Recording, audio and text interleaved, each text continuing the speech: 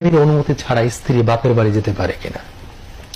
স্বামীর অনুমতি ব্যতীত স্ত্রী কোথাও যাবে না, বাপের বাড়িও যাবে না, তালিম করতেও যাবে না। জি, স্বামীর অনুমতি ব্যতীত কোনো কাজে যাবে না, তবে ফরজ কাজে যাবে। যেমন স্ত্রীর উপরে হজ ফরজ, স্বামী অনুমতি দেয় না। এখন স্ত্রী চাইলে তার মুহাররম যে কোনো পুরুষের সাথে হজ যেতে পারবে।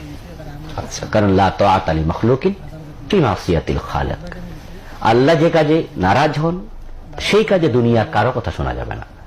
এই জাতীয় ফরজ কাজে নারী যেতে পারবে স্বামী যদি অনুমতি নাও দেয়, তবে বিনয়ের সাথে অনুমতি আদায়ের চেষ্টা করবে, বারবার বলবে।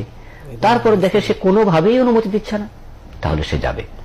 এছাড়া স্বামীর অনুমতি ব্যতীত স্ত্রী কোথাও যাবে না, বাবার বাড়িও না। স্বামীকে এসে বাবার বাড়ি যেতে বাধা দিতে পারে? স্বামী যদি কোনো কারণে মনে করে যে সেখানে যাওয়াটা তার স্ত্রীর জন্য ঠিক নয়, সে বাধা দিতে পারবে, অধিকার স্বামীর আছে। আচ্ছা, কিন্তু সেটা যেন জুলুমের পর্যায়ে চলে না যায়। আচ্ছা, যদি সেটা উনি ভুল করে একচেটিয়া কথা বলে বা জুলুমের পর্যায়ে, তাহলে তো ঠিক হবে না।